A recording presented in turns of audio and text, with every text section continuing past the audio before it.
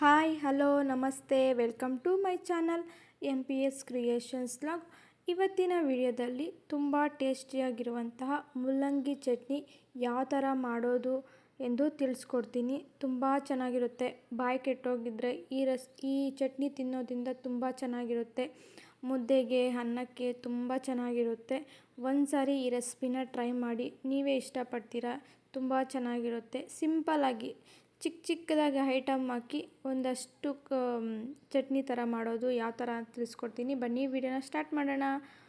ನೋಡಿ, ಈಗ ನಾನು 2 ಮುಲ್ಲಂಗಿ ತೊಗೊಂಡಿದ್ದೀನಿ. ಈ ಥರ ಅದ್ರ ಮೇಲೆ ಇರೋ ಹೊಟ್ಟೆಲ್ಲ ತೆಗೆದ್ಬಿಟ್ಟು ಈ ಥರ ಕ್ಲೀನ್ ಮಾಡಿ ತೆಗೆದಿಟ್ಕೊಂಡಿದ್ದೀನಿ.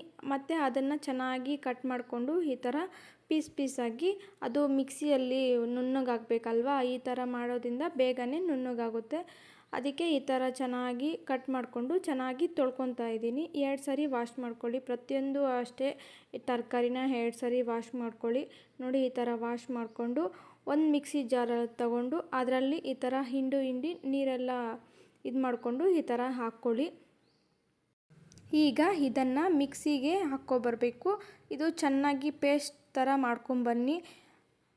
ನೋಡಿ, ನಾನು ಈಗ ಪೇಸ್ಟ್ ಥರ ಮಾಡಿಕೊಂಡು ಒಂದು ತಟ್ಟೆಯಲ್ಲಿ ಚೆನ್ನಾಗಿ ಹಿಂಡಬೇಕು. ಆ ರಸನೆಲ್ಲ ಹಿಂಡು ಈ ಥರ ಒಂದು ಪ್ಲೇಟಲ್ಲಿ ತೆಗಿಬೇಕು. ಆ ರಸ ನಮಗೆ ಅವಶ್ಯಕತೆ ಇಲ್ಲ. ಈ ಥರ ಹಿಂಡಿ ಒಂದು ಪ್ಲೇಟಲ್ಲಿ ತಗೊಳೋದ್ರಿಂದ ಚಟ್ನಿ ಚೆನ್ನಾಗಿರುತ್ತೆ. ಅದು ರಸ ಇಡೋದ್ರಿಂದ ತುಂಬ ಖಾರ ಇರುತ್ತೆ. ಮಕ್ಕಳಂತೂ ತಿನ್ನೋಕ್ಕಾಗಲ್ಲ. ದೊಡ್ಡವರೇ ತಿನ್ನೋಕ್ಕಾಗಲ್ಲ, ಇನ್ನು ಮಕ್ಕಳೇ ಹೆಂಗೆ ತಿಂತಾರೆ.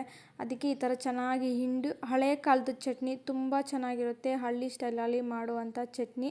ಒಂದು ಸಾರಿ ಈ ರೆಸಿಪಿನ ಟ್ರೈ ಮಾಡಿ. ಈಗ ಏನೇನು ಪದಾರ್ಥಗಳು ಬೇಕು ಅಂತ ತಿಳಿಸ್ಕೊಡ್ತೀನಿ. ನೋಡಿ, ಒಂದು 5 ಬೆಳ್ಳುಳ್ಳಿನ ತಗೊಳ್ಳಿ. ಒಂದು 3 ನಾಟಿ ಈರುಳ್ಳಿನ ತಗೊಂಡು ಸ್ವಲ್ಪ ನಿಮ್ಮ ಖಾರಕ್ಕೆ ಎಷ್ಟು ಬೇಕೋ ಅಷ್ಟು ಮೆಣಸಿನ ಪುಡಿ, ಸ್ವಲ್ಪ ಉಪ್ಪು, ಒಂದೇ ಒಂದು ನಿಂಬೆಹಣ್ಣಿಗಿಂತ ಒಂದೇ ಒಂಚೂರಷ್ಟು ಹುಣಸೆಹಣ್ಣು ತಗೊಂಡು ಈ ಥರ ಜಾರ್ ಒಳಗಡೆ ಹಾಕ್ಕೊಳ್ಳಿ. ನಾವೇನು ಫಸ್ಟು ಇದು ಮಾಡ್ಕೊಂಡಿದ್ದೀವಲ್ಲ ಮುಲ್ಲಂಗಿ, ಅದು ಮತ್ತು ಈಗ ಮಸಾಲೆನ ಹಾಕ್ಕೊಂಡು ಒಂದು ಸ್ವಲ್ಪ ನೀರು ಹಾಕ್ಕೊಂಡು ಈ ಥರ ಗ್ರೈಂಡ್ ಮಾಡ್ಕೊಳ್ಳಿ. ನೋಡಿ, ನಾನು ವೀಡಿಯೋದಲ್ಲಿ ತೋರಿಸ್ತಾ ಇದ್ದೀನಲ್ಲ ಆ ಥರ ಮಾಡ್ಕೊಳ್ಳಿ. ಒಂದು ಸ್ಮಾಲ್ ಸೈಜಷ್ಟು ಪ್ಯಾನ್ ತಗೊಂಡು ಒಂದು 5 ಸ್ಪೂನಷ್ಟು ಎಣ್ಣೆ ಹಾಕಿ, ಸ್ವಲ್ಪ ಸಾಸಿವೆ ಹಾಕಿ, ಚಿಟ್ಪಟ ಆದ ನಂತರ ಸ್ವಲ್ಪ ಕರಿಬೇವು ಹಾಕಿ, ಸ್ವಲ್ಪ ನಂಚ್ಕೊಳಕ್ಕೆ ಅಂತ ನಾಟಿ ಈರುಳ್ಳಿನ ಹಾಕಿ, ಮತ್ತು ಒಂದು 2 ಒಣಮೆಣ್ಸಿನ್ಕಾಯಿ ಹಾಕಿ, ಕೊತ್ತಂಬರಿ ಹಾಕಿ ಈ ಥರ ಚೆನ್ನಾಗಿ ಎಣ್ಣೆಯಲ್ಲಿ ಫ್ರೈ ಮಾಡಬೇಕು.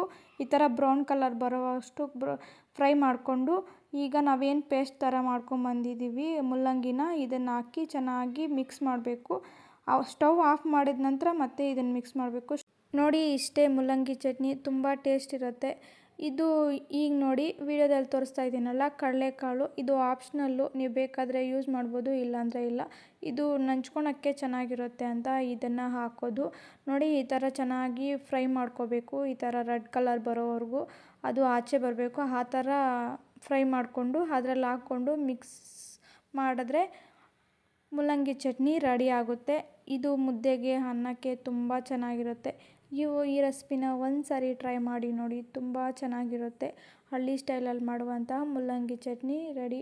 ಈ ವಿಡಿಯೋ ನಿಮಗೆ ಯೂಸ್ಫುಲ್ ಅನಿಸಿದರೆ, ಈ ವಿಡಿಯೋ ನಿಮಗೆ ಇಷ್ಟ ಆದರೆ ಪ್ಲೀಸ್ ಒಂದು ಲೈಕ್ ಮಾಡಿ, ಶೇರ್ ಮಾಡಿ, ಸಬ್ಸ್ಕ್ರೈಬ್ ಮಾಡಿ, ನಿಮ್ಮ ಫ್ರೆಂಡ್ಸ್ ಆ್ಯಂಡ್ ಫ್ಯಾಮ್ಲಿಗೆ ಶೇರ್ ಮಾಡಿ. Thank you.